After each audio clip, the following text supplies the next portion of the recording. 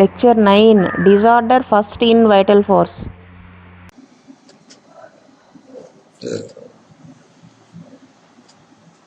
The material organism without the vital force is capable of no sensation, no function, no self-preservation.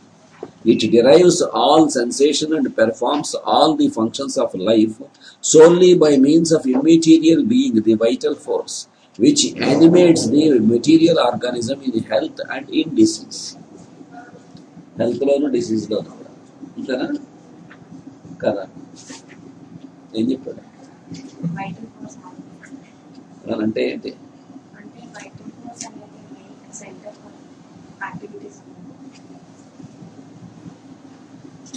Number 11. When a person falls ill, it is only this spiritual, self-acting, automatic vital force everywhere present in his organism that is primarily deranged by the dynamic influence upon it of a morbific agent inimical to life. It is only the vital force deranged to such an abnormal state that can furnish the organism with its disagreeable sensations and incline it to the irregular process which we call disease, for as a power invisible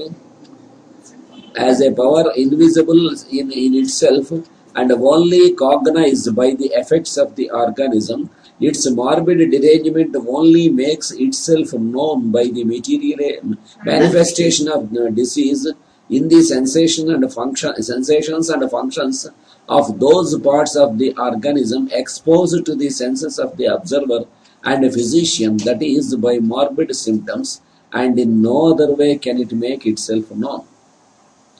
It is clear that anyone wishes to teach that it is a disorder of the activities of the internal man, a lack of harmony or lack of balance, which gives forth the signs and symptoms by which we recognize disease.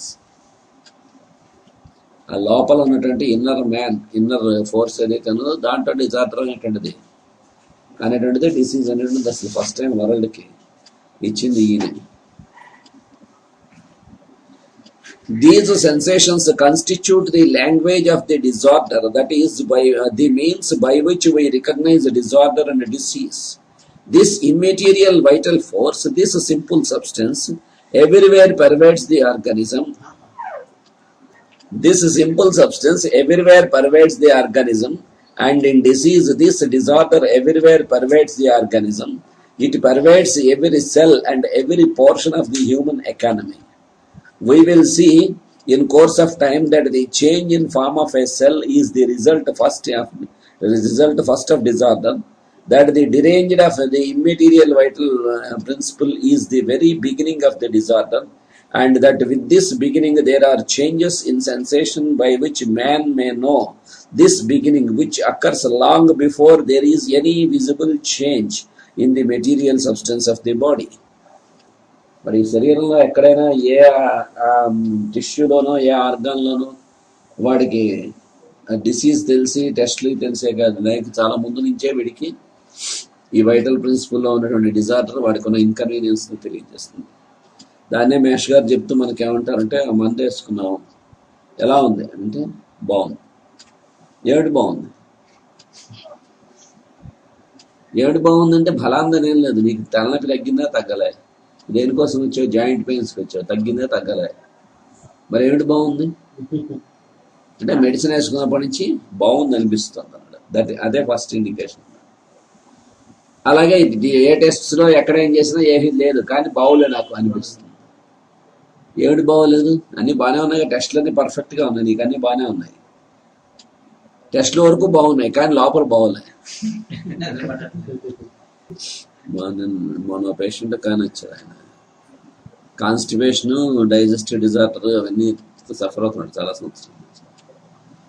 ఆయన ఇదంతా కూడా బాగా ఇది వచ్చి pain వచ్చి చాలా weakness అది వచ్చి, సరే ఇదైతే కంగారు పడి వాళ్ళు అందరూ పెద్ద హాస్పిటల్కి తీసుకెళ్తే వాళ్ళందరూ అన్ని టెస్టులు చేసి మొన్న వచ్చిన మీరు గుర్తుపట్టలేపారు, మీకు వచ్చిన హార్ట్ అటాక్ అని చెప్పారు.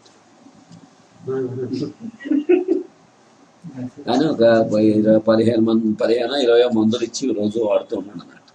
నేను చెప్పాడు నాకేం లేదు, నాకు చాలా రోజు నుంచి కాన్స్టిపేషన్ ఉంది, ఫ్రీ మోషన్ అయిపోతే ఏమి ఉండదు సింటమ్స్, నాకు దానికి ఏదైనా మందు ఇచ్చారా, మీరు ఇచ్చిన వాటిలో ఉందంటే మీకు తెలియదు, మీకు చెప్పింది వినండి.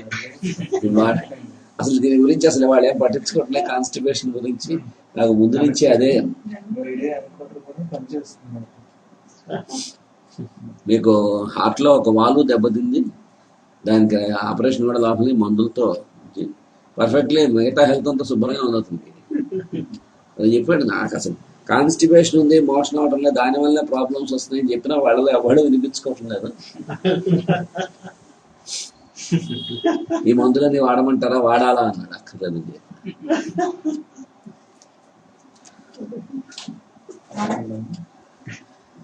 The patient himself can feel by his sensations the changes, and this is inimical to life, and death immediately follows. For life in its fullest sense is freedom. Life can't freedom నాకు కావాల్సింది. శరీరం పూర్తిగా పాడైపోయిందంటే హాయిగా వదిలేసి వెళ్ళిపోతుంది. నాకే ఎక్కడ దాకే మొహమాట పడాల్సిందంటే ఏం లేదు.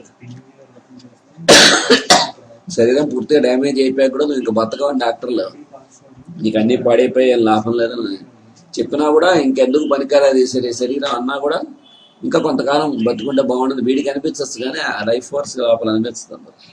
ఎందుకంటే ఫ్రీడమ్, దానికి ఆ ఫ్రీడమ్ వదిలేసి వెళ్ళిపోయే freedom.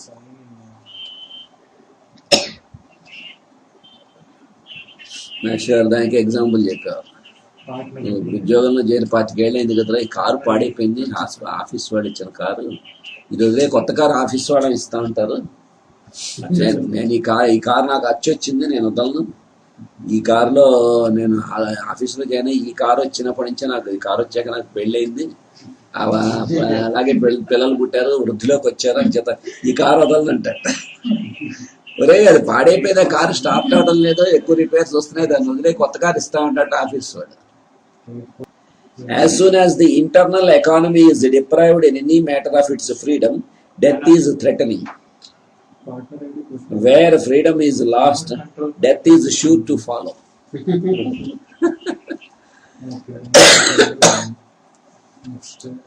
So, it is when there is the inflowing of a simple substance that has the form or essence of a disease. It is in its essence an evil that is flowing into the economy, but it is a simple substance. Everything is substantial or real and has in itself operating and perpetuating power. The fact that it can operate and perpetuate is the evidence of power, and if it has power, it results in something. Every cause of disease has a form. If it were not in the form of simple substance, it could not affect the forms of simple substance in the natural state of the economy.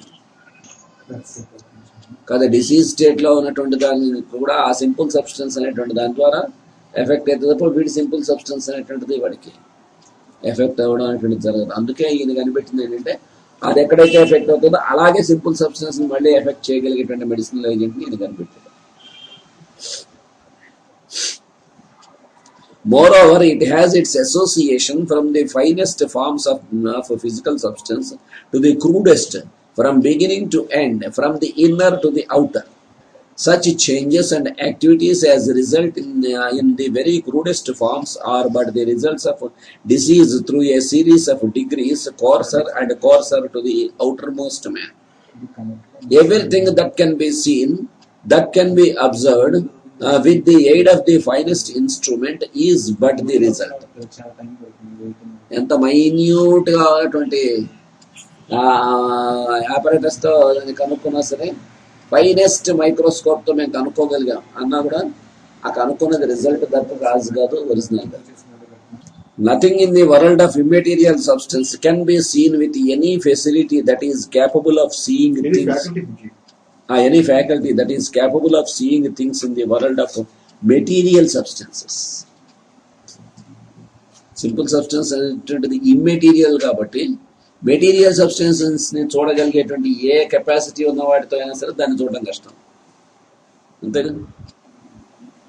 ఇప్పుడు current electricity ఉంది, electricity అనేటువంటిది ఉంది, ఎలా తెలుస్తుందంటే దాని రిజల్ట్తో తెలియడమే. నేను చూడాలి electricity అంటే చూడడానికి ఇక్కడ నీకేం కనిపిస్తుంది, immaterial.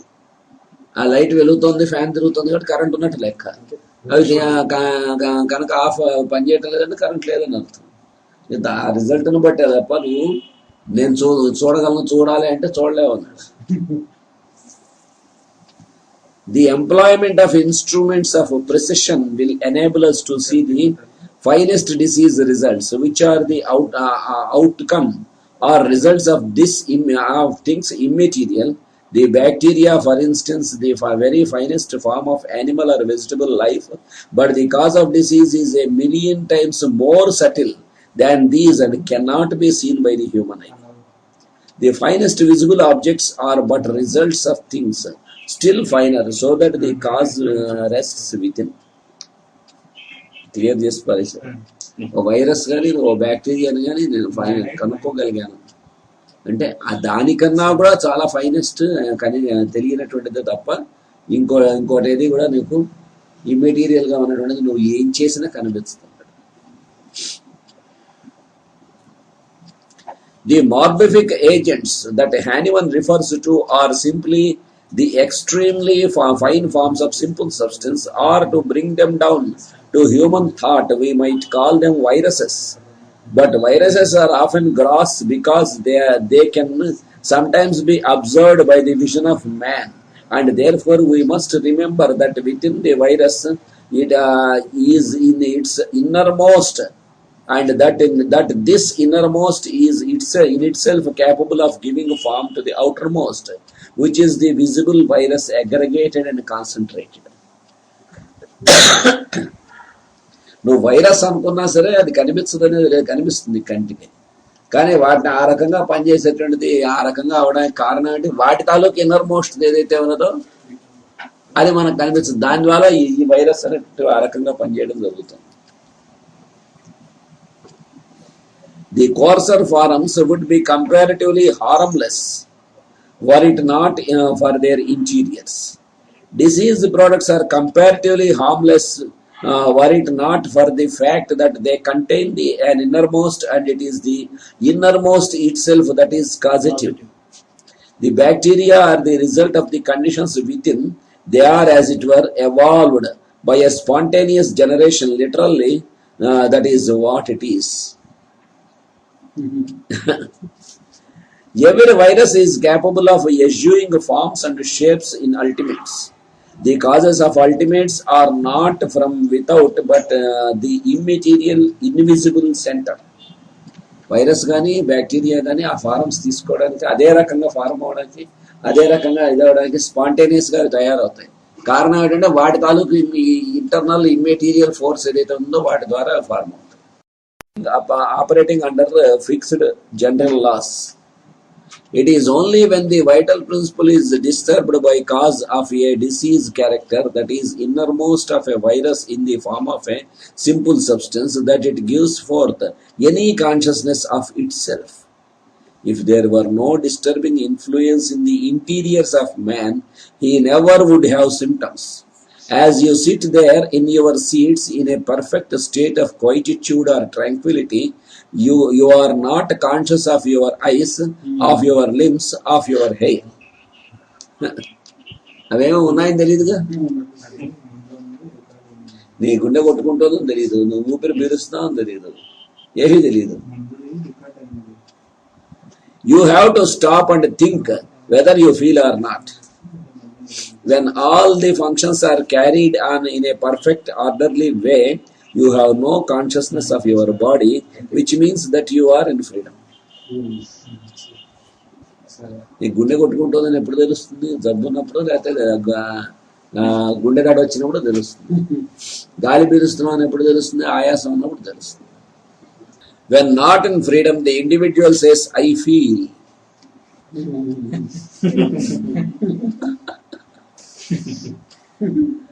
It is this disturbance of an invisible character which comes from cause and appears by changes in the activities of the body, changes in sensations, changes in functions. It is in accordance with all wise providence that these sensations should appear to the physician, who shall be intelligent enough to read them and know what they mean. మరి వాడికి ఏ టెస్టులు చేసినా ఎక్కడ ఏం లేదు, కానీ అన్ని pains వస్తుంటే అన్ని జబ్బులు ఉన్నట్టుగానే ఉంటుంది. అంతకుముందు బాగానే ఉండేవాడు, ఎందుకు ఇప్పుడు అయిపోయాడు? అంతకుముందు ధైర్యంగానే ఉన్నాడు. ఇప్పుడు ప్రపంచంలో ఉన్నటువంటి జబ్బులని తనకే ఉన్నట్టు భయం వేస్తుంది. ఎవడే జబ్బు గురించి చెప్పినా తనకే వస్తుందనే భయం ఉంటుంది. దానివల్ల అన్ని టెస్టులు చేయించుకుంటూ ఉంటాడు. చేయించినా అన్ని నార్మల్, నార్మల్, నీకేం జబ్బు లేదని చెప్పినా ఎవరి మీద నమ్మకం కుదరదు. ఇవన్నీ అంతకుముందు లేవు. ఈ అవలక్షణాలు ఉన్నాయి. Are a warning, they are for us, for purpose. No feeling a man can have is without purpose, and there is nothing in the universe without its use. మా మనిషిలో ఏ ఫీలింగ్ అయినా సరే ఏ పర్పస్ లేకుండానో రాదు. ప్రపంచంలో ఉన్నటువంటి సృష్టిలో ఉన్నటువంటి ఏదైనా సరే దాని తాలూకు యూజ్ లేకుండా ఉండడం, సృష్టించబడ్డం అనేటువంటిది జరగదు అన్నాడు క్లియర్గా. కొన్నిటి యూజ్ నీకు తెలియకపోవచ్చు.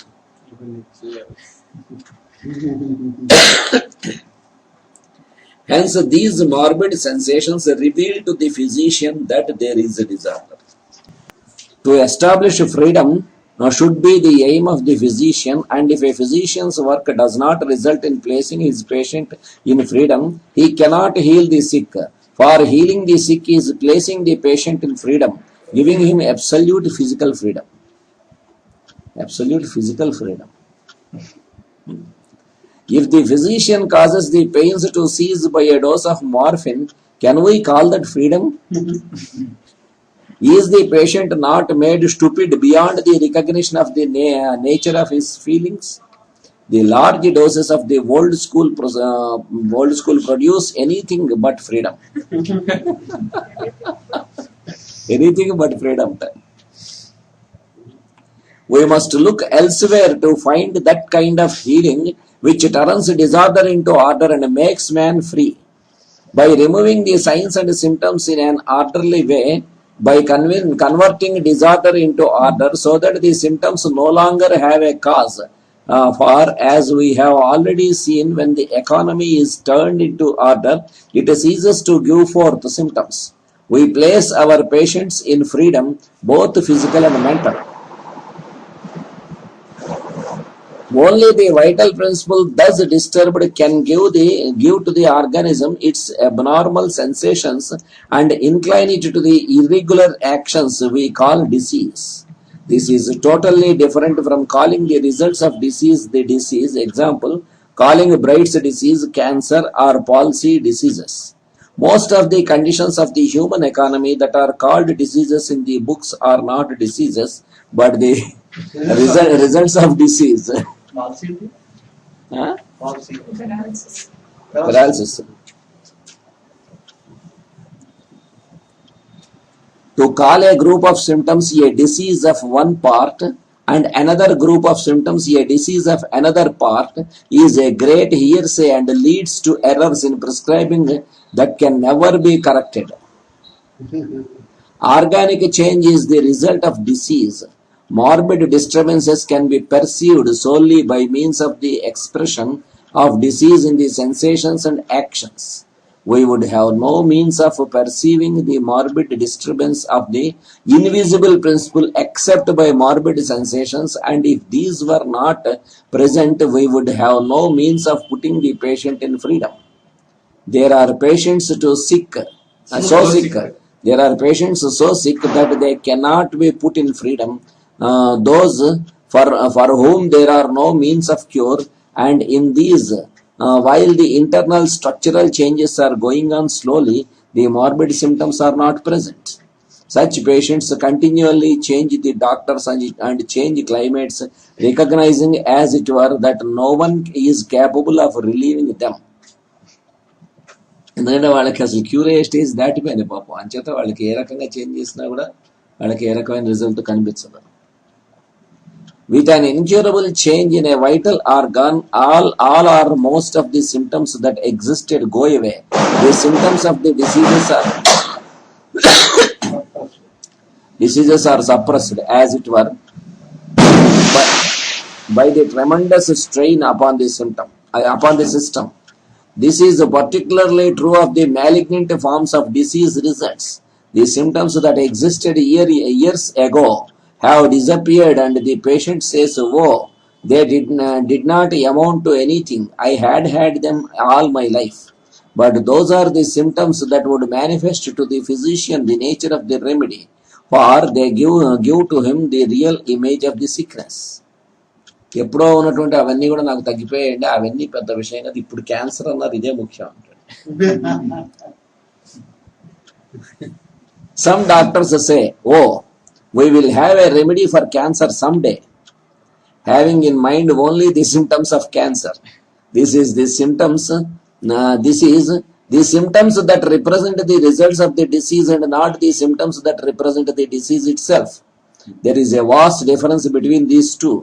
The physicians who would not talk so, if they only knew and would only think in this proper and wholesome fashion, that to cure the patient would be to cure the cancer, and in order to cure the patient it is necessary to go back in his history and get those symptoms that represent the patient in a state of disease, and not the tissues in a state of disease results.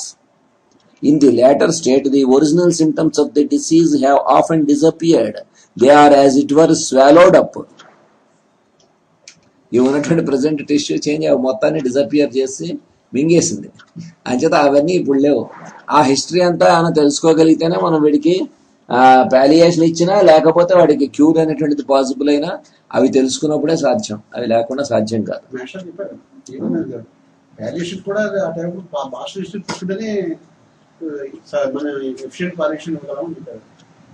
వాడికి ఎంత past history బాగా దొరికితే అంత successful and prolonged palliation ఇవ్వగలుగుతాం.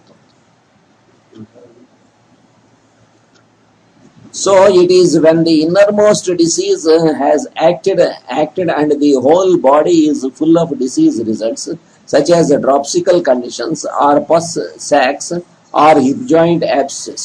The pains make the patient unable to think of his symptoms. అవి కనుక దొరికితే ఎంత ఏజ్లో అయినా సరే పాలియేషన్ అది సాధ్యం అనేటువంటిది మ్యాష్ గారు చాలా కేసుల్లో అది రుజువు చేసి చూపించారు. ఇంకా 2 నెలల్లో పోతుంది సర్విక్స్ క్యాన్సర్ అన్నటువంటి 80 ఏళ్ళ ఆవిడికి ఆయన 5 ఏళ్ల దాకా లైఫ్ ప్రొలాంగ్ చేయించారు. ఎకోనైట్ ఓన్లీ ఒకటే డ్రగ్, ఎకోనైట్ 30తో స్టార్ట్ చేసి 50 దాకా వెళ్ళారు. అలాగే ఇంకో కేసు ఆవిడకి డైజెస్టివ్ డిజార్డర్, డైజెస్టివ్ సిస్టమ్ లో క్యాన్సర్, స్టమక్ క్యాన్సర్.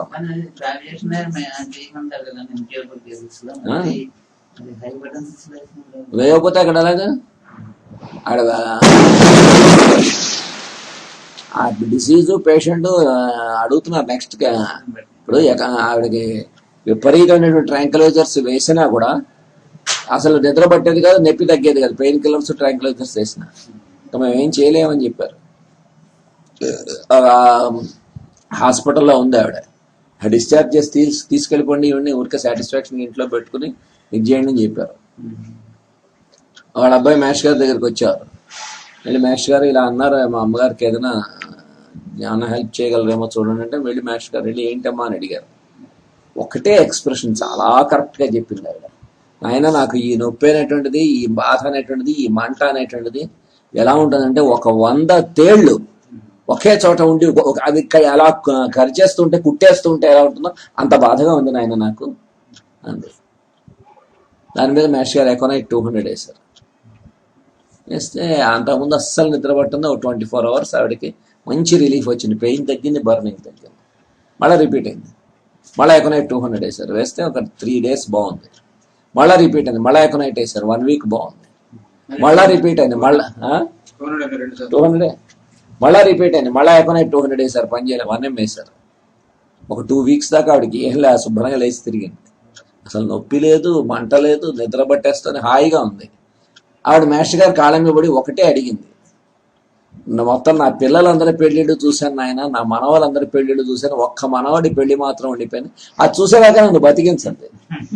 మరి మేష్ గారు డాక్టరు, తర్వాత అవతార పురుషుడు కాబట్టి ఆవిడ కోరిక అలా నెరవేరిపోయింది. ఆవిడది 15 రోజులు పనిచేసిన ఎకోనైట్ 1M. మళ్ళీ అంతా రిపీట్ అయిపోయింది. మళ్ళీ ఎకనైట్ 1 ml వేశారు, ఈసారి 1 month పనిచేస్తుంది. మళ్ళీ రిపీట్ అయింది, మళ్ళీ ఎకనైట్ 1 ml వేశారు, ఈసారి 3 months పనిచేస్తుంది. మళ్ళీ రిపీట్ అయింది, మళ్ళీ ఎకనైట్ 1 ml వేశారు, పని చేయలేదు, 10 ml వేశారు. 6 months దాకా ఆవిడకి ఏమీ లేదు, శుభ్రంగా ఉంది. మళ్ళీ రిపీట్ అయింది, మళ్ళీ ఎకనైట్ 10 ml వేశారు, ఈసారి 1 year దాకా పనిచేస్తుంది. మళ్ళీ రిపీట్ అయింది, మళ్ళీ ఎకనైట్ 10 ml వేశారు, పని చేయలేదు, 50 ml వేశారు. 50 ml వేస్తే 1.5 year దాకా ఆవిడకి ఏం ప్రాబ్లం లేదు, ఊళ్ళు తిరిగింది, అన్ని తిరిగింది, బ్రహ్మాండంగా తిరిగింది. మళ్ళీ రిపీట్ అయితే మళ్ళీ ఎకనైట్ 50 ml వేశారు, మళ్ళీ ఒక 1.5 year లాగింది. ఇలా మొత్తం 5 years దాకా లాగింది. మనవాడి పెళ్లి కూడా అయిపోయింది, శుభ్రంగా చూసింది. అయిపోయాక మళ్ళీ రిలాప్స్ అయ్యింది, మొత్తం రిలాప్స్ అయ్యింది. మళ్ళీ ఎకనైట్ 50 ml వేశారు, పని చేయలేదు. ఆ తర్వాత సల్ఫర్ వేశారు, దాని క్రానిక్ రెమెడీగా వేసి మళ్ళీ ఎకనైట్ 200 వేశారు, పని చేయలే. ఇంకేం వేసినా పని చేయలే. ఈ రిలాప్స్ అవడం మొదలుపెట్టి మందు పని చేయడం మానేశాక 15 రోజుల్లో ఆవిడిపోయింది. ఈ 5 ఏళ్ళు బతికినాడు, 15 రోజుల్లో పోయింది. చివరికి వచ్చాయి మళ్ళీ పాలియేషన్ అనేది. ఏ పొటెన్సీతో చేస్తారు అంటే, చాలా మంది హోమియోపతిక్ డాక్టర్స్ కి, రొటీన్ హోమియోపతిస్, మిగతా హోమియోపతిస్ అందరికి కూడా 6 పొటెన్సీ మీద చాలా చిన్న చూపు ఉంటుంది. అసలు 6 మందా, ఒక ఆవిడకి ఓన్లీ 6 తోనే మ్యాష్ గారు ఆవిడ తాలూకు స్టమక్ క్యాన్సర్ ప్యాలియేట్ చేశారు. ఆవిడకి అంతే, 75 ఏళ్ళు, కొడుకు బాంబేలో పనిచేసేవాడు. అంతకుముందు ఎప్పటి నుంచో మ్యాష్ గారికి తెలుసు. మ్యాష్ గారికి అతని పరిచయం అంతకుముందు 10 ఏళ్ల నుంచి పరిచయం. మ్యాష్ గారి దగ్గరికి వచ్చాడు, ప్రేయర్స్కి అటెండ్ అయ్యాడు, అన్నీ చేసేవాడు. వాళ్ళ అమ్మకి మందు మాత్రం మ్యాష్ గారి దగ్గర ఇప్పించలే. బాంబేలో డాక్టర్స్ అందరూ ఇంకా ఈవిడ బతకదు, తీసుకెళ్ళిపోండి, ఇంకో 2-3 వారాల కన్నా బతకదంటే ఆ మ్యాష్ గారి దగ్గరికి డిస్పెన్సరీలో ఉన్నప్పుడు ఇలా చేతుల మీద ఎత్తి తీసుకొచ్చాడు. మా అమ్మని మీరు బతికించాలండి అని. ఏమిటే బతికించడం, ముందు నుంచి తెలుసు కదా, ఇంత స్టేట్కి తీసుకొచ్చేదాకా ఏం చేస్తున్నావు, ముందు తీసుకురాకుండా అన్నారు. అని ఏమిటి విషయం అన్నారు. అంటే ఇలా క్యాన్సర్ అన్నారండి, ఇవన్నీ ఏకరవ పెడుతున్నాడు, నువ్వు ఆగన్నారు. ఆవిడ దగ్గరికి వెళ్ళి ఏంటమ్మా అన్నారు. నాకేమీ ఆహారం వెళ్ళటం లేదండి, ఏం మింగలేకపోతున్నాను, లిక్విడ్ వెళ్ళటం లేదు, సాలిడ్ వెళ్ళటం లేదు, ఏం చేయమంటావు అన్నారు. సరే చూస్తే ఏ డ్రగ్కి ఇండికేట్ అవటం లేదు. సరే చూద్దామని క్యాలోట్రోపిస్లో ఇచ్చాడు సిమ్టమ్స్. ఇండియన్ డ్రగ్ కదా, అది చాలా బాగా పనిచేస్తుంది. కెంటో ఇచ్చినటువంటిది ఇండియన్, ఏ ఏరియాలో ఉన్నటువంటి వాళ్ళకి ఆ చుట్టుపక్కల దాని డ్రగ్స్ ఉంటే చూసుకోండి జాగ్రత్తగా అన్నాడు. క్యాలోట్రోపిస్ 6 ఇచ్చారు. ఎలా ఇచ్చారు, ముందు ఎవ్రీ 3 hours-కి 1 dose ఇచ్చారు. ఒక 1 week అయ్యేసరికి మంచినీళ్ళు ఫ్రీగా వెళ్ళడం మొదలుపెట్టాయి. అంతకుముందు అది కూడా కష్టమయ్యేది. ఆ తర్వాత అంతకుముందు డైలీ 6 doses ఇచ్చారు. ఆ తర్వాత డైలీ 5 doses ఇచ్చారు, క్యాలోట్రోపిస్ 6. ఆ తర్వాత కొంచెం జావ వెళ్ళడం మొదలుపెట్టింది. ఆ తర్వాత క్యాలోట్రోపిస్ 6 డైలీ 4 doses ఇచ్చారు. తగ్గిస్తున్నారు, స్టిరాయిడ్ని తగ్గించినట్టుగా. ఈ డైలీ 4 doses అనేది 1.5 month 2 months ఇచ్చారు. అలా నెమ్మదిగా జావాలో శుభ్రంగా జావ తీసుకుని వెళ్తుంది. జావా, మంచినీళ్ళు, మజ్జిగ ఇవన్నీ శుభ్రంగా వెళ్తున్నాయి. బాగా తీసుకోమన్నారు. Fruit juices తీసుకోమన్నారు. ఆవిడ కోలుకుంది. డిస్పెన్సరీకి వారం ఆవిడ వచ్చి నడిచేది, మ్యాష్ గారి దగ్గర మందు తీసుకుని నడిచి వెళ్తూ ఉండేది.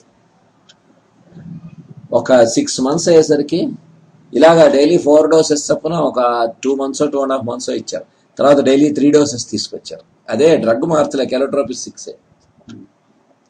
4 months అయ్యేసరికి నాయన నేను అప్పుడు సాలిడ్స్ కూడా తినడం మొదలుపెట్టింది, వెళ్ళడం మొదలుపెట్టాయి. నేను ఏమన్నా నాన్ వెజిటేరియన్ తినచ్చా అని అడిగింది. అంతకుముందు రోజు తినేది, తినమన్నారు. అవి కూడా మింగింది, ఫ్రీగా వెళ్ళడం మొదలుపెట్టాయి. 6 months అయ్యేసరికి అసలు ఈవిడికైనా ఈ క్యాన్సర్ వచ్చింది అన్నట్టుగా మంచి, అంతకుముందు ఏ ఫిజిక్ ఉందో అంత ఫిజిక్ వచ్చేసింది, శుభ్రంగా తయారైంది. ఇంట్లో అన్ని పనులు చేసుకోవడం, ఇంట్లో వంట పనులు చేసుకోవడం అని మొదలుపెట్టింది. అప్పుడు డైలీ 2 doses చేశారు క్యాలోట్రోపిస్ 6. ఇంకో 1.5 month 2 months అయ్యేసరికి డైలీ 1 dose చేశారు. ఆ 1 dose మీద ఒక 8 నెలలు అయ్యేసరికి నార్మల్ అయింది. ఆ కొడుకు వచ్చి మ్యాష్ గారు మా అమ్మని బతికించారు, చాలా బాగుంది, కోలుకుంది, నేను మళ్ళీ తీసుకెళ్తాను. మళ్ళీ ఈ స్టేట్లో తీసుకొస్తావా, నువ్వు ఆవిడ పట్టించుకుని ఏదో పెడతావా అన్నారు మ్యాష్ గారు. మళ్ళీ ఇదే స్టేట్లో తీసుకొస్తావు, నీ దగ్గరికి వెళ్తే అంతే కదా, నువ్వు అక్కడేం పట్టించుకునేది ఏమి, నువ్వు అక్కడ ఆఫీస్కి పోతావు, అని ఇంట్లో పడేసి ఆవిడ ఇంట్లో వంట నీకు కావాల్సిన పనులు ఆవిడ చూస్తూ ఉంటుంది, అంతే కదా నువ్వు చేసే పని అంటే. లేదు మ్యాష్ గారు, జాగ్రత్త తీసుకుంటా, ఇదేదేనేవో కోసాడు. సరే ఈ మందులు ఇలా వాడు, ఏమాత్రం తేడా వచ్చినా అది చేసి ఇంకోసారి నువ్వు ఆ స్టేట్లో తీసుకొచ్చి బతికించంటే ఇంకా కుదరదు, ఇంకా బతకదని చెప్పారు. అంతే తీసుకెళ్ళాడు. ఒక 2 నెలలో 3 నెలలో మందులు వాడాడు. తర్వాత అశ్రద్ధ, ఇంకేం లేదు, వాడలే, మందు వేసుకుంటుందో లేదో చూడలేదు, మ్యాచ్ గారిని కాంటాక్ట్ చేయలేదు, మళ్ళీ మందు వేయలేదు. మళ్ళీ ఒక 7-8 నెలలు అయ్యేసరికి అదే పరిస్థితిలో మళ్ళీ తీసుకొచ్చాడు మ్యాచ్ గారు. అంటే డౌన్ అయిపోయి ఇంకేం లేదు, మొత్తం రిలాప్స్ అయింది. ఏం చేయలేము అని చెప్పారు మ్యాచ్ గారు.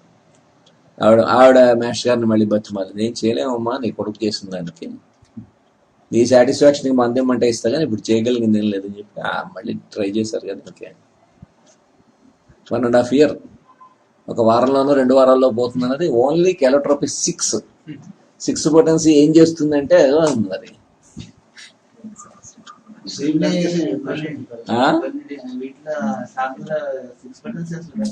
అసలు ఎవడోనే బెటర్. ఇంకో కేసు అలాగే అల్యూమినా 6 ఆవిడే అంతే. ఒంగోలు డిస్పెన్సరీ చూస్తున్నాం, మంచి సమ్మర్, విపరీతంగా ఉన్నారు జనం. ఉంటే ఆవిడని ఇలాగే తీసుకొచ్చారు చేతుల మీద. తీసుకొస్తే ఆవిడ చూసి మ్యాచ్ గారు వాళ్ళ ఆయనతో అన్నారు, అంటే ఈవిడ ఇంత వీక్గా ఉండి ఇంత ఏం వెళ్ళలేనటువంటి ఆవిడని ఇక్కడికి తీసుకొచ్చారు ఎందుకు అంటే మీకు చూపించడానికి అన్నారు. అంటే ఆవిడ ఇలా ఉందని చెప్తే నేను మీ ఇంటికి వచ్చి చూడనంత కర్కోటకు ఉన్నాయని అడిగారు మ్యాచ్ గారు. సరే తీసుకొచ్చారు, చూసి అల్యూమినా 6 వేశారు, డైలీ 3 doses. ఈవిడికి మజ్జిగ పలసగా చేసి గొంతులో అలా పోస్తూ ఉండండి అన్నారు. మజ్జిగ పలసగా చేసి గొంతులో పోస్తూ ఉండండి అన్నారు. ఏం పోసినా వెళ్ళదండి, వెళ్ళటంలో ఈవిడ మింగలేకపోతుంది. నేను చెప్పాగా పోయింది అన్నారు. గ్లాస్తో పోయి కానీ చెంచాతో అలా పోస్తూ ఉండండి, ఆవిడ పక్కన కూర్చుని ఆ కంటిన్యూస్ గా చెంచాతో పోసే ఓపిక ఉన్నవాడు ఎవరైనా కూర్చొని పోయింది అన్నారు. ఎంతసేపు పోస్తాను లేదా గ్లాస్తో పంపేస్తే ఆవిడ మింగలేదు, అంచేత ఒక చెంచా పోసే ఆవిడ మింగంగానే మళ్ళీ ఇంకో చెంచా పోసే అలా ఓపికగా పోసేవాడు ఎవరున్నా అక్కడ కూర్చుని పోయింది అన్నారు. అలా పోస్తున్నారు కంటిన్యూస్ గా. మధ్యాహ్నం అయ్యేసరికి నీరసం కొంచెం తగ్గింది, అలా ఇంకా పోయమన్నారు. మళ్ళీ సాయంత్రం అయ్యేసరికి ఇంకా కొంచెం తగ్గి ఆవిడంతటా ఆవిడ కొద్దిగా కూర్చోగలిగింది. అలా నెమ్మదిగా 3-4 రోజులు అయ్యేసరికి కొంచెం లేచి తిరగగలిగింది. నష్ గారు ఇలా మజ్జిగ పలసగానే తీసుకోమంటారా, మజ్జిగ అన్నం తినచ్చా అని అడిగింది. ఆవిడ తినమ్మా శుభ్రంగా తినన్నారు. మజ్జిగ అన్నం తింది. అలా అలా అలా అలా నెమ్మదిగా 15 రోజులు అయ్యేసరికి ఆవిడ తిరగడం, మామూలుగా రావడం. ఆ తర్వాత 15 ఏళ్ళంతో బతికింది. 17 years. ఒక పిల్లని తీసుకొచ్చారు కేజీహెచ్ నుంచి డైరెక్ట్ గా. ఇక్కడ చాలా పూర్ వాళ్ళు. పిల్లని 3 నెలలు, ఆ పిల్లకి 3 నెలలు 4 నెలలు. అదే 6th అసలు ఎన్ని మెరికల్స్ చేశారో ఆయన.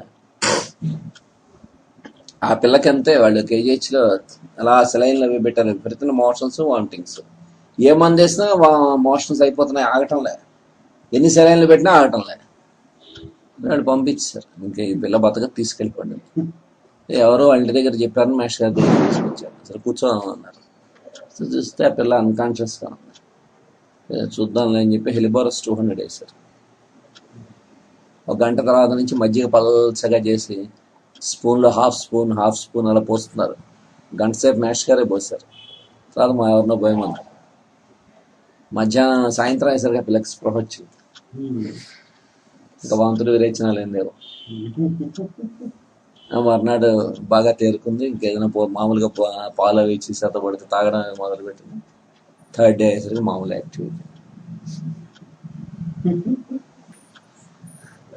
అది ఎలాగా ఆ మ్యాష్ గారు ఇచ్చిన 6 ఎలా వాడచ్చు అనేటువంటి దాని మీద బేస్ చేసి ఇక్కడే ఒక కేసుకి, ఒక కుర్రాడికి 17 ఏళ్ళు 18 ఏళ్ళ కుర్రాడికి క్రానిక్ ఆస్తమా, విపరీతమైన అటాక్స్. వాడికి ఏం మెడిసిన్స్ అలోపతులు ఏం వాడినా వాడికి రిలీఫ్ వచ్చేది కదా. నెబులైజేషన్ అసలు ఏదీ రిలీఫ్ లేదు. మనిషి ఇలా పొలలా అయిపోయాడు, మొహం పాలిపోయి ఉంది, అసలు ఏం ఆహారం ఏమిడేది కాదు. అసలు బాగా కంటిన్యూస్ అటాక్, రోజులు తరబడి. ఇప్పుకాక 6తో స్టార్ట్ చేశాం. ముందు ఎవరి 4 hours డోసు. ఒక 3 days అయ్యేసరికి ఆహారం ఇవ్వడం మొదలుపెట్టాం. కాస్త కొంచెం ఇప్పుడు సిమ్టమ్స్ క్లియర్గా ఉన్నాయి. పేల్ ఫేస్, క్లీన్ టంగ్, ఆహారం ఇవ్వటం ప్లస్ ఆస్తమా ఆస్థమాటిక్ కండిషన్. ఎందుకంటే యాంటీమ్టార్ట్ కండిషన్లో యాంటీమ్టార్ట్కి అక్యూట్గా పనిచేస్తుంది ఇపికాక్. అప్పుడు వాడికి ఇపికాక్ 6 అలాగా డైలీ అలా వేస్తూ ఉంటే ఒక నెమ్మదిగా 3 రోజులు అయ్యేసరికి కొంచెం అటాక్ కూడా తగ్గింది. అలాగే కంటిన్యూ చేసాను. వారం అయ్యేసరికి బాగా తగ్గింది అటాక్. మొహంలో కాస్త కళ వచ్చింది. ఆహారం తీసుకోవడం మొదలు పెట్టాడు. ఇంకే మందు లేదు, ఓన్లీ ఇపికాక్ 6 డైలీ 3 doses. 4 months అయ్యేసరికి శుభ్రంగా నార్మల్గా తయారయ్యాడు. ఆహారం ఉంటుంది, ఆయాసం తగ్గింది. 4 months అయ్యేసరికి శుభ్రంగా వాడు కాలేజీకి వెళ్ళిపోవడం మొదలు పెట్టాడు. మంచి వింటర్లో తెల్లవారుసాన ట్యూషన్స్కి వెళ్ళి వచ్చిన వాడికి ఆయాసం రాలే. మంత్స్లో వెళ్ళొచ్చేవాడు ట్యూషన్స్కి. అంటే ఇపికాక్ 6 అలా ఒక సంవత్సరం పాటు ఇపికాక్ 6 ఇచ్చాం. పొద్దున 3 doses తగ్గించి డైలీ 2 doses తప్పున పెట్టాం. అలా ఒక ఇంచుమించుగా 1 year ఇచ్చాం. తర్వాత ఇపికాక్ 30 వేసాం. కొద్ది డోసులు ఇపికాక్ 30 200 1 డోసు 2 డోసులు వేసాం. ఇంకంతే వాడు 3 ఏళ్ళు ఎంత వాడారు. వాడి తర్వాత ఇంకే ప్రాబ్లం లేదు.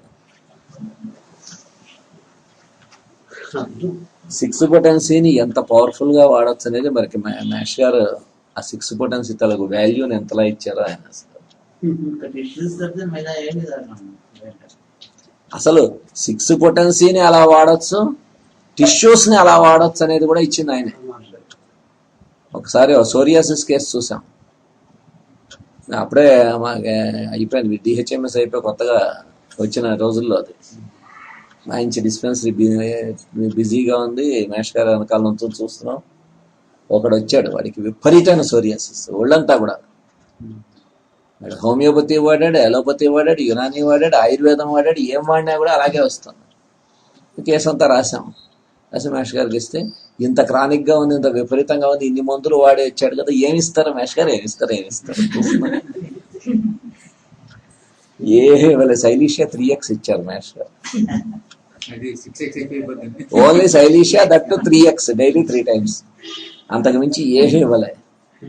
ఇదేంటి శైలీష 3x ఇచ్చారు, ఇంత సీరియస్ కేసు, వాడు ఇంత సఫర్ అవుతున్నాడు, ఇన్ని ట్రీట్మెంట్స్ అయిపోయి వచ్చాడు అనుకున్నాం. అంటే శైలీష 3x ఒక వారం తర్వాత రమ్మన్నారు. అసలు కొద్దిగా రిలీఫ్ స్టార్ట్ అయింది. మళ్ళీ అదే రిపీట్ చేశారు. 1 month అయ్యేసరికి బాగా రిలీఫ్ వచ్చింది. మళ్ళీ అదే రిపీట్ చేశారు. పొటెన్సీ కూడా బదులు 6x రాలే, 3x. శైలీష 3x మీదే ఉంచారు. 3 months ఎంతో శైలీష 3x డైలీ 3 doses, ఇంకేమీ ఇవ్వలే. 3 months అయ్యాక 6x పెంచారు. ఆ 6x మీద 6 నెలలో 7 నెలలో ఉంచారు డైలీ 3 doses. శైలీషియా ఇండికేటెడ్ బాగా వెల్ రాట్. అంతకుముందు వాడిన హోమియోపతి వాడు హైయర్ పొటెన్సీస్ తెచ్చి పారిస్తారు శైలీషియాలో. కానీ వాడికి కాన్స్టిట్యూషనల్ గా ఇండికేట్ అయిన శైలీషియా 6x ఇచ్చారు. తర్వాత 12x ఇచ్చారు. ఒక 10 months అంతా ట్రీట్మెంట్ అయిన తర్వాత బాగా తగ్గిపోయింది. ఏం లేదు, శైలీషియానే 12x దాకా వెళ్ళారు.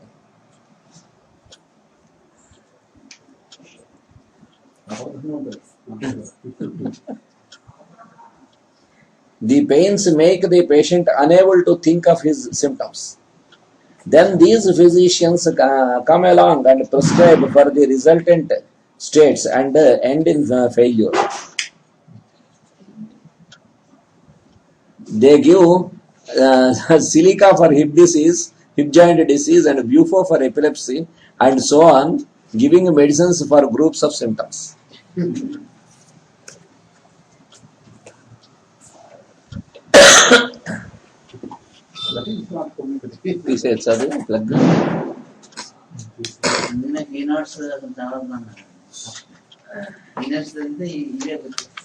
కినోడ్ ప్రిస్క్రైబింగ్ అనేది వెరీ బ్యాడ్ అని చెప్పాడు Kent.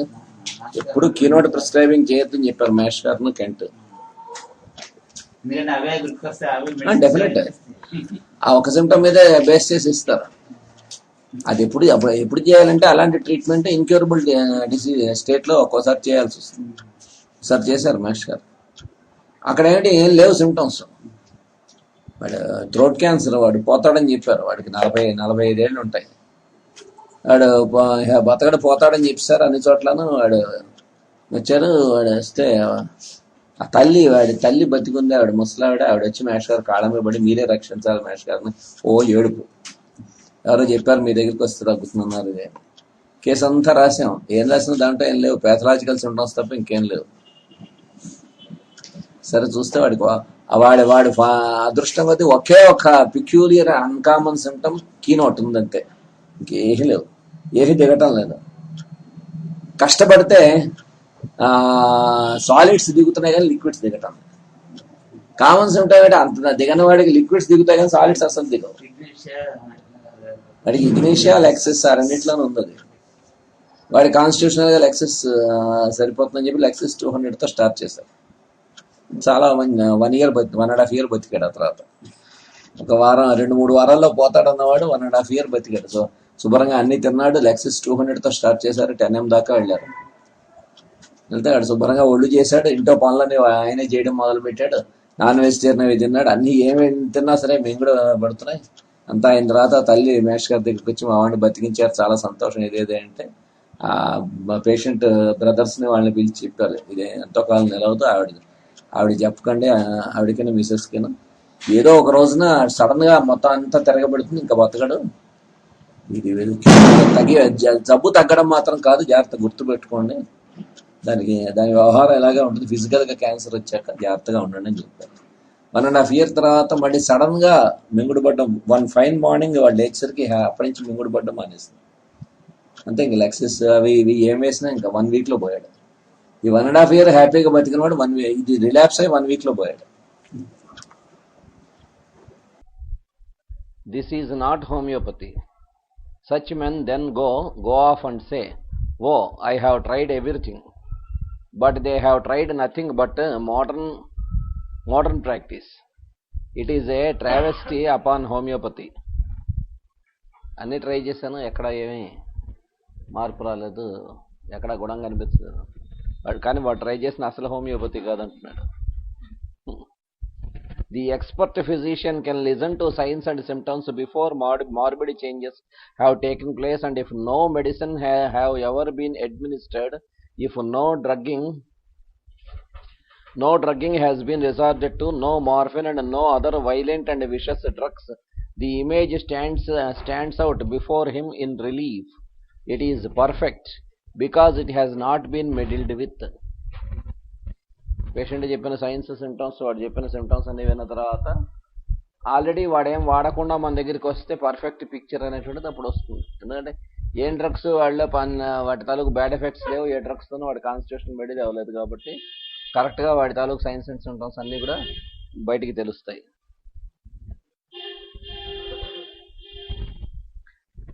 It speaks with clearness, and the physician who is intelligent can learn to read it. But the physician who is not capable of seeing that this is different from the group of pathological symptoms that represent the so-called fixed diseases, if he cannot make a distinction between the symptoms that represent the disease per se and the symptoms that represent the result of the disease, he will never practice homeopathy successfully. If he cannot understand it, he had better work at it until he does understand it. But understand it, he must continue to labor until he can discriminate between the organic symptoms associated with the results of the disease and the pure signs given forth by nature. Every few days I run across a homeopathic physician who asks, "What remedy are you using in such and such case?"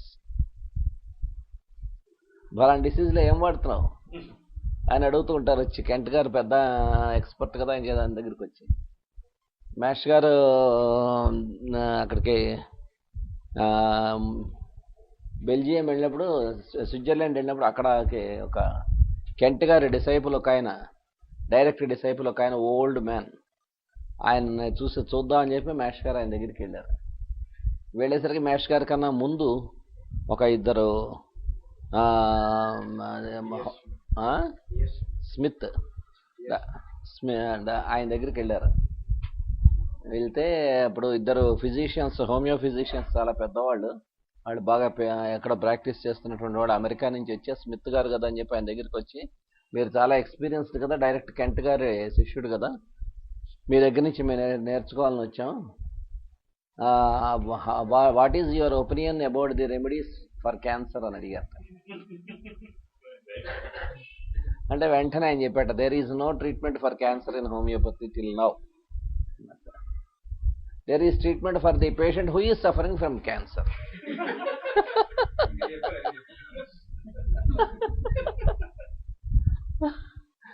వాళ్ళకి ఈయనేదో చేతస్తులా ఉన్నాడని వెళ్ళిపోయారు. ఆ తర్వాత mesh గారు అన్ని కలిసి ఇలాగా మీరు కెంట్ గారు డిసైపుల్ కదా మీ దగ్గర దాని అంటే నేను మీ గురించి విన్నాను, మీ మిషన్ మీరు రన్ చేస్తున్నటువంటి డిస్పెన్సరీస్ మీ యాక్టివిటీస్ అన్నీ నేను విన్నానండి, చాలా సంతోషం. చూడండి వాళ్ళు హోమియోపతి చదివే ఉంటారు, ఎలా అడుగుతున్నారు. ఇలా ఉంటే ఇంకా హోమియోపతి చదివినట్టు లెక్క ఏంటని మేష్ గారితో కొంతసేపు మాట్లాడారు ఆయన. అదే మీ లెక్చర్స్ మీ క్లాసెస్ గురించి విన్నా నేను, కానీ వచ్చి నేను ప్రత్యక్షంగా అటెండ్ అవ్వలేకపోవడం, నేను ఓల్డ్ ఏజ్లో ఉన్నాను కాబట్టి నేను రాలేకపోతున్నాను అని చెప్పి ఆయన మేష్ గారికి చెప్పడం జరుగుతుంది. What remedy are you using in such and such case?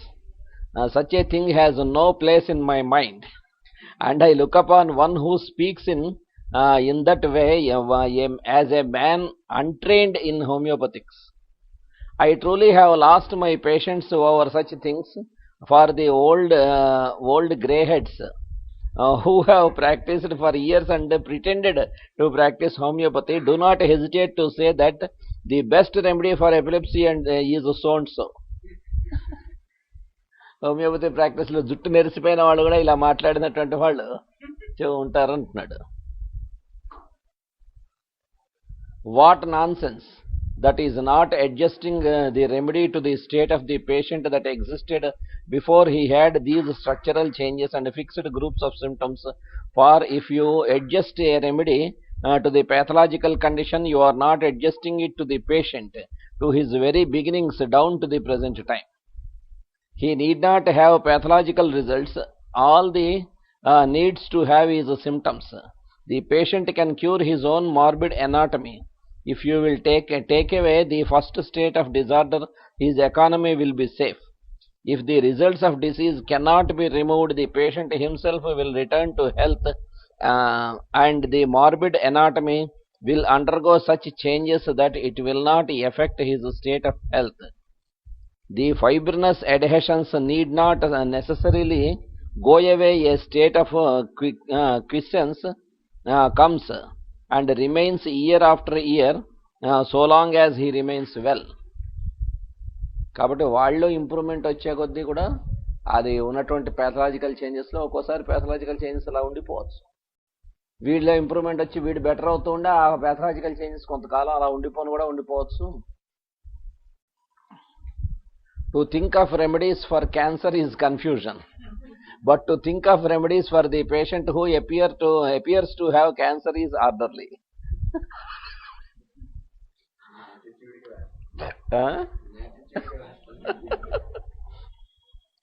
And you will be astonished to know what wonderful changes will take place in these conditions when remedies that correspond to the conditions before the cancer began are administered. అంతేగా మరి వాడికి physical ప్లేన్లో cancer అనేటువంటిది రావడానికి ముందు ఉన్నటువంటి హిస్టరీని బట్టి వాడికి చూసుకుని అప్పుడు కరెక్ట్గా ఇండికేట్ అయిన రెమెడీ ఇప్పుడు కూడా ఇండికేట్ అవుతూ ఉంటే అది కనుక మనం వేసినట్లయితే జాగ్రత్తగా చూసుకుని వీటికి అడ్వాన్స్ స్టేట్ ఇన్క్యూరబుల్ స్టేట్ కాకుండా ఉన్నప్పుడు దానివల్ల మోర్ రిజల్ట్స్ వస్తాయి. హిస్టరీ నీకు దొరకదు. ఇన్క్యూరబుల్ స్టేజ్కి వచ్చాక ఓల్డ్ హిస్టరీలో ఉన్నటువంటి సిమ్టమ్స్ వీడి దగ్గర ఉండవు.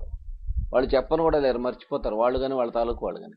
కానీ ఫార్చునేట్గా వాడు చెప్పాడు అనుకో, మొత్తం హిస్టరీ అంతా చిన్నప్పటి నుంచి ఎలా అయితే డిసీజ్ ప్రోగ్రెస్ అవుతుందో చెప్పాడు. ఇప్పటికి కూడా ఇప్పుడున్న సిమ్టమ్స్ ప్రకారం కూడా చూస్తే, ఇప్పుడున్న కొద్ది కామన్ సిమ్టమ్స్ ప్రకారం చూస్తే కూడా అవి కూడా ఆ రెమెడీకే ఇండికేట్ అవుతున్నాయి.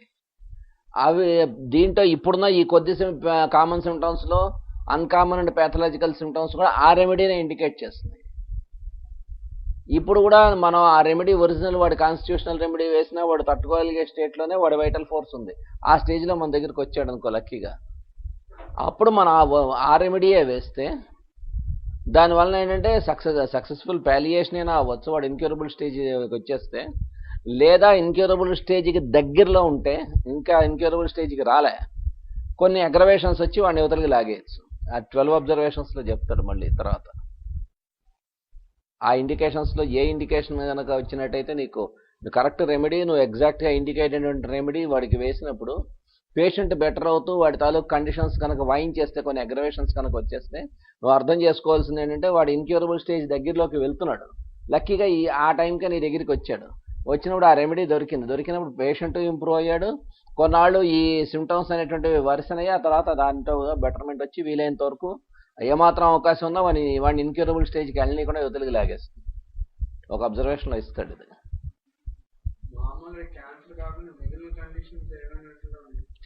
వేటిలో అన్నాను ఇప్పుడు ఫర్ ఎగ్జాంపుల్ టీబీ ఉంది, ఎలా ఇస్తాం సిమిలర్ రెమెడీ? సిమిలారిటీ అంటే అర్థం ఏంటి? ఇప్పుడు present totality of symptoms case సిమిలర్గా ఉండదు, అది వేయమని కదా. ఎలా వేస్తాం? ఇప్పుడు వాడు అంతకుముందు నక్సోయక పేషెంట్, హారెబుల్ నక్సోయక, కానీ ఇప్పుడు నీ దగ్గరికి వచ్చేసరికి పిల్లిలా అయిపోయాడు.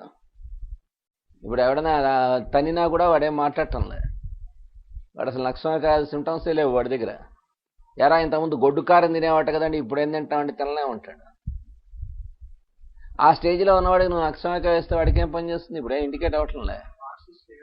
పాస్ట్ టెస్ట్ నువ్వు నోట్ చేసి పెట్టుకోవాలి. వాడు అదృష్టం బాగుండి ఇన్క్యూరబుల్ స్టేజ్లోకి వెళ్లకుండా ఇప్పుడున్నటువంటి టోటాలిటీని బట్టి నువ్వు ట్రీట్మెంట్ ఇస్తే వాడికి నెమ్మదిగా ఇవన్నీ తగ్గా పాస్ట్ ఆ వెనకాల సిమ్టమ్స్ బయటకు వచ్చాయనుకో, అప్పుడు మనకేమర్థం అవుతుందంటే వీడికి ఒకప్పుడు వీడు అనుభవించిన సిమ్టమ్స్ అనేటువంటిది మనకి తెలుస్తుంది. మనం కంగారు పడకుండా అప్పుడు ఆ పిక్చర్ని బట్టి కనుక వాడికి నక్సోయక ఇండికేట్ ఎందుకు అప్పుడు వేయచ్చు.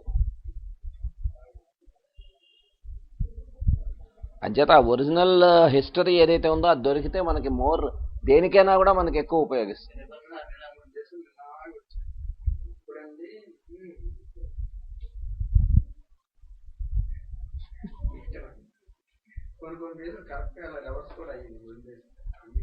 అదే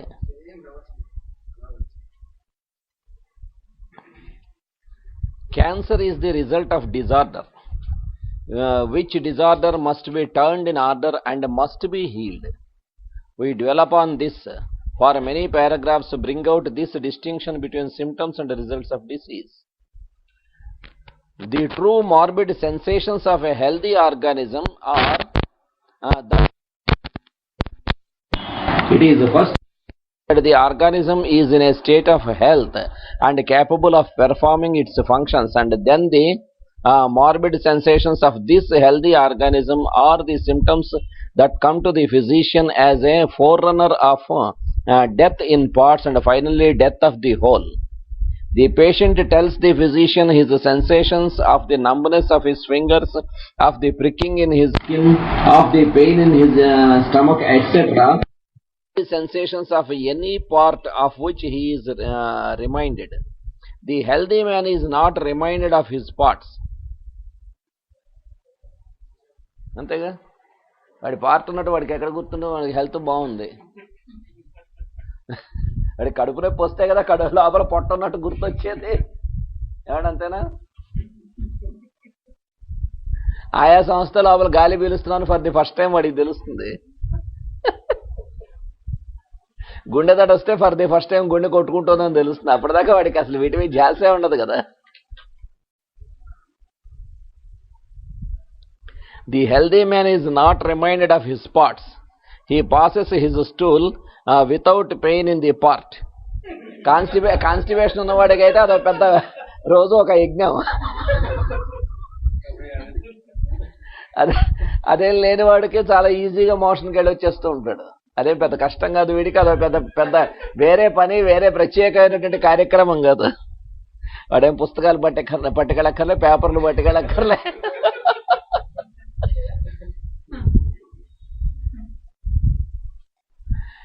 If he passes his urine without sensation, we say it is normal and he is in freedom. But if burning and smarting and tenesmus follow, he is reminded of it, and these sensations constitute symptoms. If the patient is waxy and pallid, he has papules and pustules, or swollen and varicose veins with red face, red eyes, etc., These the physician can see and note down. అంతేగా మనకు కనిపించిన patient తాలూకు చూడంగానే మనకు కనిపించే మనం చూసి note చేసుకోవచ్చు. Again, there are things that the physician cannot see and that the patient cannot tell that the mother, sister, husband or wife should relate to the physician at his office. These symptoms constitute what there is knowable of the sickness and what appears to the mind of the physician upon which he makes up his verdict. వాడి గురించి చెప్పాలంటే వాడు కొన్ని mental symptoms వాడి ఎదురుకుండా చెప్పడానికి కావద్దు, ఇంట్లో వాళ్ళు వచ్చిన తర్వాత చెప్పాల్సిందే.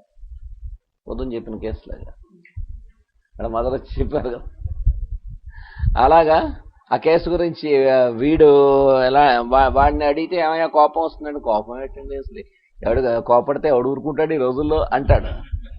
కానీ ఆ తర్వాత వాళ్ళ భార్యనో లేకపోతే వాళ్ళ పిల్లలనో పిలిచి అడిగితే తెలుస్తుంది, ఇంట్లో వాయించి వాడున్నాడు అంటే పెద్ద వీళ్ళందరికీ కూడా సింహస్వప్నం.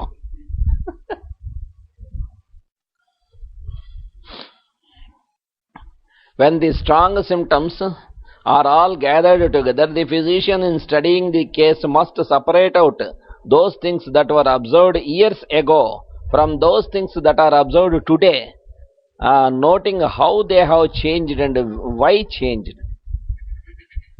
మొత్తం కేసు అంతా ప్రిపేర్ చేసుకున్నాక ఇదివరకు ముందర ఉన్నటువంటి అబ్జర్వేషన్స్, ముందు ఉన్నటువంటి సెన్సేషన్స్, ఇదివరకు ఉన్న సిమ్టమ్స్, ఇదివరకు ఉన్న కాన్స్టిట్యూషన్ ఎలా ఉంది, ఇప్పుడున్నటువంటిది ఈ రోజుకి ఈ ప్రజెంట్ టైంకి ఎలా ఉంది, ఈ రెండు కూడా వాడు సపరేట్ చేసుకుని ఆ దాంట్లోంచి దీంట్లోకి ఎలా మారాడు అనేటువంటిది అర్థం చేసుకోవాలి. ఒకప్పుడు వీడికి గాలి లేకపోతే అసలు తట్టుకోలేకపోయావట, వాడికి విపరీతంగా ఫ్యాన్ ఉండాలి, చల్లటి గాలి ఉండాలి, వాడు చలికాలంలో కూడా విపరీతంగా ఫ్యాన్ ఫుల్గా పెట్టుకుని కప్పుకోకుండా పడుకుంటాడు. కానీ ఇప్పుడు గాలి తగిలితే తట్టుకోలేడు. ఒరే వేసం కాలంలో చెమట పోస్తుంది ఫ్యాన్ వేసుకుందానో ఒప్పుకోడు, నేను తట్టుకోలేను అంటాడు. కాబట్టి కంప్లీట్ ఆపోజిట్ కండిషన్ ఇప్పుడున్నది. అయితే దాని నుంచి దీనికి మారడానికి ఎప్పుడు మారాడు, ఏమన్నా సిచ్యువేషన్స్ ఏం జరిగాయి మారడానికి, టైంలో గ్రాడ్యువల్గా మారాడా లేదా సిక్నెస్ వచ్చి మారాడా, ఏమైంది, అది వీడు అండర్స్టాండ్ చేసుకోవాలి కేసులో. Sometimes they have been changed by drugs so that the whole nature of the economy is giving out a different group of symptoms. ఒక్కోసారి వాడు వాడినటువంటి ట్రీట్మెంట్స్ వలన కూడా అంతకు ముందున్నటువంటి కండిషన్కి ఆపోజిట్ కండిషన్స్ అయినా రావచ్చు, కంప్లీట్గా మారిపోవచ్చు. లేదా ఇప్పుడున్నటువంటి కండిషన్ అంతా నోట్ చేసుకుంటే అసలు ఒరిజినల్ ఇదివరకున్న కండిషన్కి ఎప్పటికీ సంబంధం లేదు. ఎందువలన ఇది అయింది, ఇప్పుడున్నటువంటి కండిషన్ కరెక్టా, పాత కండిషన్ కరెక్టా, ఇప్పుడున్న కండిషన్ రావడానికి కారణం వీడు వాడిన మందుల తాలూకు బ్యాడ్ ఎఫెక్ట్సా, అప్పుడు ఏమన్నా ఇదివరకున్న పిక్చరే కరెక్ట్, ఇది ఇప్పుడున్నటువంటి టెంపరీ, వాడు వాడుతున్న మందులు కనుక పక్క నెమ్మదిగా స్టాప్ చేయించేస్తే అసలు పిక్చర్ ఏమిటో బయటకు వస్తుంది. చాలా వెయిట్ పెరిగాడు, మొహం అంతా ఇలాగా మంచి కందగడ్డలాగా ఉంది, అంతకుముందు ఇలా సన్నగా ఉండేవాడండి, ఈ మధ్యన ఇలా వెయిట్ పెరిగాడు, మంచి దిట్టంగా తయారయ్యాడు, బలం వస్తుంది అనుకున్నాం. ఇవన్నీ దేన్ని బట్టి వచ్చాయి, ఇదివరకు చిన్నప్పటి నుంచి ఎన్ని టానిక్స్ వాడినా, ఏం ఫ్రూట్స్ తిన్నా, ఏం తిండి తిన్నా కూడా బలం అనేవాడు, ఇప్పుడు ఎందుకు బలిసాడు సడన్గా, అప్పుడు అది ఎందువలన వచ్చిందని తెలుసుకుని వాడు వాడుతున్న మెడిసిన్స్ ఏమిటి తీసుకోమన్నాడు, ఆ మందుల వలన వచ్చిందా చూసుకోమన్నాడు. మరి కంటిన్యూస్గా స్టిరాయిడ్స్ వాడాడు అనుకో, డాక్టర్ కొద్ది రోజులే వాడమంటే మళ్ళీ డాక్టర్ దగ్గరికి వెళ్ళి బద్దకించి సంవత్సరాల తరబడి వాడేసిన వాళ్ళు ఉన్నారు. ఈ మధ్యనే 3-4 నెలల క్రితం ఒక కేసు వచ్చింది, 10 ఏళ్ల నుంచి వయసు రాని ఆవిడ వాడేస్తుంది అలాగా. అదేంటమ్మా ఎవరు చెప్పారు ఇన్ని సంవత్సరాల నుంచి వాడమంటే, అప్పుడు డాక్టర్ గారు చెప్పారండి. మరి డాక్టర్ గారు ఎన్నాళ్ళు వాడమన్నారు అన్న, ఓ 4 రోజులు వాడి మళ్ళీ రమ్మన్నారండి. మరి వెళ్ళలేదా, వెళ్ళలే, ఆ డాక్టర్ గారి ఫాల్ట్ కాదు, ఈవిడ ఫాల్ట్. వెళ్ళడానికి బద్దకించి 10 సంవత్సరాల నుంచి వాడేస్తుంది, బాగానే ఉంది కదా అని వాడేస్తుంది. నొప్పులు తగ్గాయి, జాయింట్ పెయిన్స్ లేవు, వాపులు లేవు, ఇవి వాడుతుంటే పని చేసుకోగలుగుతున్నాం, ఇవి ఆపేస్తే ఎక్కువైపోతున్నాయి. అదే స్టేట్మెంట్. మరి చెప్పాను, ఇవి వాడావంటే కొన్నాళ్ళు పోయాక ఇంకా ప్రపంచంలో ఎవడు నీకేం చేయలేడు, నీ మందులతో నువ్వు ఆటలాడకూడదు, చాలా ప్రమాదం. అంచేత ఇవి నువ్వు ఫస్ట్ మానేయాలి. మానేసినప్పుడు చాలా హారిబుల్గా ఉంటుంది, భరించడం ఏం చేయలేము ఎవరూను. లేదు అవే వాడతానంటే వాడుకో, ఇంకా ట్రీట్మెంట్కి రాకని చెప్పాను. అవును, ఏ మందులు పనిచేయవు ఆ స్టేజ్లో. 10 ఏళ్ల నుంచి వాడేస్తుంది ఆవిడ హారిబుల్గాను. ఇప్పుడు అలాంటి స్టేజీలో మన దగ్గరికి వచ్చారు, అప్పుడు మనం అంతా కేసు అంతా రాసుకున్నాం. రాసుకుంటే అప్పుడున్నటువంటి కండిషన్కి అంతకుముందు ఇవి వాడకముందు ఉన్న కండిషన్కి ఉన్నటువంటి డిమార్కేషన్ చూసుకోమంటున్నాడు. కాబట్టి ఇప్పుడున్న స్టేజ్ వాడిది కరెక్టా, ఇప్పుడున్న కాన్స్టిట్యూషన్, అంతకుముందు ఉన్నది కరెక్టా, ఇప్పుడున్నది వాడు వాడినటువంటి మందుల తర్వాత వచ్చినటువంటి కాన్స్టిట్యూషన్, అంతకుముందు ఉన్నటువంటి కాన్స్టిట్యూషన్, అది డిమార్కేట్ చేసుకోమంటున్నాడు. ఎంత క్లియర్గా ఇచ్చాడు చూడు. The physician must learn the changes all along the line from beginning to end. What symptoms represented the sick man 10 years ago and what symptoms represent him now. Perhaps now he has morbid anatomy, pathological conditions in his lungs, liver and kidneys. The physician who has been for 20 years observing previous and present conditions in this manner, by hearing the symptoms can practically locate the morbid anatomy. He can tell where it will appear, knows when pus is in organs and where, and he can foretell pretty well what is soon to go on in the economy.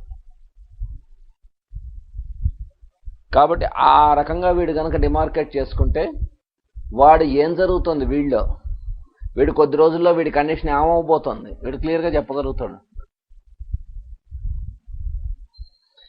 I wonder rather trust to a careful study of the symptoms than most physicians' written diagnosis of phthisis or organic diseases of the liver or of the heart.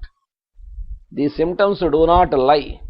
They do not exist from opinions of men who have trumped and pounded over the human body to find out what is going on inside, which is in many instances confusing even to the best diagnosticians.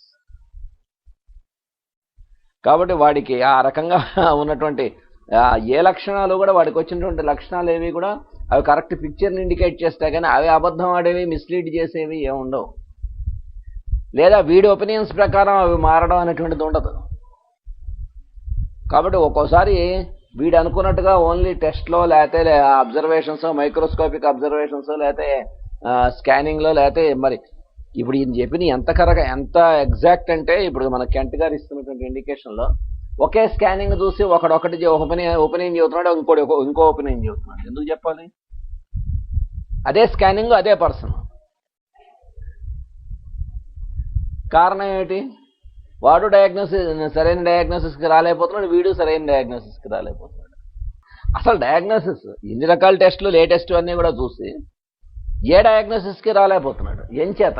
ఇన్ని టెస్టులు చేయించాడు, ఇవి చేయించాడు, ఏ డయాగ్నోసిస్కి ఎందుకు రాలేకపోతున్నాడు? మొన్న జరిగింది. మొన్న పాపం పోయాడు అక్కురాడు, 19 ఏళ్ళు 21 సంవత్సరాలు బీటెక్ అయిపోయింది ఆ కుర్రాడికి. అయిపోయి జాబ్ కోసం ట్రై చేస్తున్నాడు. వాడికి బాగా ఫీవరు, తర్వాత ఏమో వామిటింగ్స్, హెడేక్ అవన్నీ వచ్చాయి. వస్తే ఏదో మామూలుగా ట్రీట్మెంట్ ఇచ్చారు, అది సైనసైటిస్ అని ట్రీట్మెంట్ ఇచ్చారు వాడికి. పోనీ తగ్గి మళ్ళా వచ్చింది. మళ్ళా వస్తేనా కనీసం వాడు చూసుకోవచ్చు కదా డైరెక్ట్గా, ఎందుకు ఇంత వీక్ అవుతున్నాడు, ఎందుకు ఇంత తలనొప్పి వస్తుంది, ఎందుకు ఇంత ఇది అవుతున్నాడు. అవలే మళ్ళీ ట్రీట్మెంట్ ఇచ్చారు, తగ్గిపోయింది. వాడు ఫ్రెండ్స్ ఉంటున్నారు రూమ్లో. వాడు వచ్చేసి మళ్ళీ రూమ్లో పడుకున్నాడు. వీళ్ళు వాడిని హాస్పిటల్ నుంచి తీసుకొచ్చి ఇంటి దగ్గరికి ఆ రూమ్లో దింపి వీళ్ళు చదువుకోవడానికి వెళ్ళిపోయారు. వాడు రూమ్లో ఉన్నాడు. మళ్ళీ వచ్చేసరికి వాడికి బాగోలే. ఈ మధ్యనే వారం రోజుల క్రితం జరిగింది. వాడిని వాళ్ళు ఈ ఊళ్ళో ఉన్నారు, అయితే ఈ ఊరు తీసుకొచ్చాక వాడికి ఏమైంది, వాడికి సడన్గా ఓ రోజు విపరీతమైన తలనొప్పి వచ్చి వాడు సెమీ కాన్షియస్ అయ్యాడు. ఈలోపు వాడు తీసుకెళ్ళి వాడిని హాస్పిటల్కి రాత్రే తీసుకెళ్ళమంటే వాళ్ళు బద్దకించి ఇంటి వాడు అర్ధరాత్రి అయిన తీసుకెళ్తామని ఎవరినో తీసుకొచ్చారు. వాడేమో నీరసంగా ఉన్నాడు, వీళ్ళు పెట్టమంటే వాడు సెలైన్ పెట్టాడు. పొద్దున అయ్యేసరికి వాడి కండిషన్ చాలా క్రిటికల్ అయింది. హాస్పిటల్కి తీసుకెళ్తూ ఉండగా మధ్యలోనే పోయాడు. ఈ మొత్తం ఈవెంట్ అంతా వాళ్ళ రిలేటివ్స్ నాకు ఎక్స్ప్లెయిన్ చేశారు, ఎలా పోయాడు అనేటువంటిది నిన్నే జరిగింది. వాళ్ళు వచ్చి ఎక్స్ప్లెయిన్ చేశారు. చూస్తే మొత్తం అంతా జరిగింది ఏంటంటే సెరెబ్రల్ మలేరియా వాడిది. మరి ఇన్ని టెస్టులు చేశారు. వాడు మొట్టమొదటి ట్రీట్మెంట్ జరిగింది హైదరాబాద్లో, మరి అక్కడ జరిగింది హాస్పిటల్స్లో జరిగింది. ఇన్ని టెస్టులు చేశారు వీళ్ళందరూ. మరి సైనసైటిస్ అంటున్నారు, కానీ వాడికి అసలు వచ్చింది ఏమిటో తెలుసుకోవడానికి మరి ఏ ఒక్కడు ఆ ఉన్న సిమ్టమ్స్ ఇప్పుడు ఆయన అదే చెబుతున్నాడు, నువ్వు టెస్ట్ దాకా వెళ్ళక్కర్లే, ఉన్న సిమ్టమ్స్ ఏమిటో నువ్వు ఆ సిమ్టమ్స్ జాగ్రత్తగా తెలుసుకుంటే నీకు అనుమానం రావచ్చు, మలేరియా అని అనుమానం రావడానికి అవకాశం ఉంది నువ్వు వాటి మీద కాన్సన్ట్రేట్ చేస్తే. మరి వీళ్ళలో ఏ ఒక్కడికి వాడికి మలేరియా అని అనుమానం రాలే. మరి వాడు ఆ జరుగుతున్న అడ్వాన్స్ అవుతున్నటువంటి ఈవెంట్స్ అని ఒక్కొక్కటి నేను చెప్పుకొచ్చారు. మన పేషెంట్ వాళ్ళే, వాడు పోయి కూడా 4-5 రోజులైంది, వారం రోజులు. నిన్న వాళ్ళు వచ్చి చెప్తున్నారు ఇలా జరిగింది చిన్న కుర్రాడని. ఆ ఈవెంట్స్ ఒక్కొక్కటి చూస్తే సెరిబ్రల్ మలేరియా అయితే సెరిబ్రల్ మలేరియా అయి ఉంటుందన్నాను. లాస్ట్ వాళ్ళకి కేజీహెచ్కి తీసుకెళ్తే వాళ్ళు అదే అన్నట్టు బ్రెయిన్ మలేరియా ఇది అని చెప్పి అప్పుడు అన్నారని అప్పుడు చెబుతున్నాను.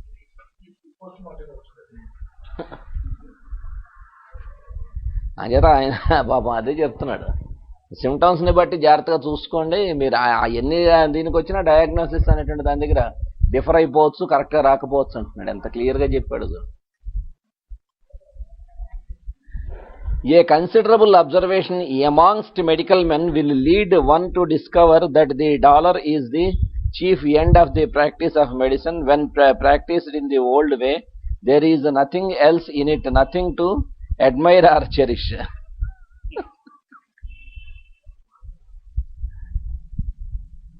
To become conversant with the symptoms, to judge of the sphere and progress of the disease by the study of symptomatology is the requirement necessary for the homeopath. కావాల్సినది.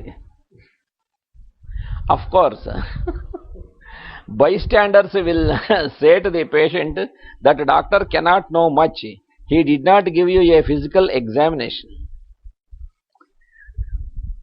ఆ డాక్టర్ గారు నీకు అన్ని కూడా డయాగ్నోసిస్ సమంగా చేయలేదు, నీకు ఏం జబ్బు ఉందో చెప్పాడు ఆయన. After the examination of the symptoms has been made, there is no reason why you should not make a physical examination of the patient. But do not let this deprive you of becoming thoroughly educated in studying symptoms.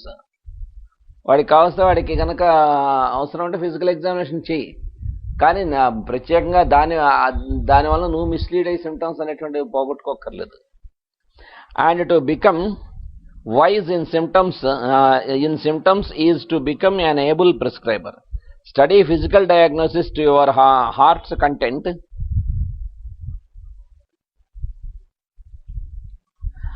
but weigh carefully what you discover and compare it with the symptoms in order to ascertain what the different symptoms mean. You cannot study the symptoms of a man without becoming extremely well acquainted with the nervous system. The anatomy of the nerves and of the brain should be thoroughly known. Not always that you may name the nerve, but that you may know where it is and what its functions are. And this study should be continued throughout all your life. Anatomy physiology తెలియక్కర్లేదని కాదు, తెలియాలి. నీకు ఎక్కడ ఉంది disease, ఎక్కడికి వెళ్తోంది, prognosis ఏంటి, దేనికి వెళ్తోంది, అవన్నీ తెలుసుకోవచ్చు. The physician should be conversant with anatomy and physiology, but by studying the symptomatology he acquires a knowledge of physiology which it is impossible to obtain in any other way. He acquires a knowledge of the functions and operations of arteries, nerves and muscles because they call attention to themselves when in disturbance, and he sees therefore how the symptoms manifest themselves. By studying the symptom in the recorded pathogenesis, one may learn much about true pathology.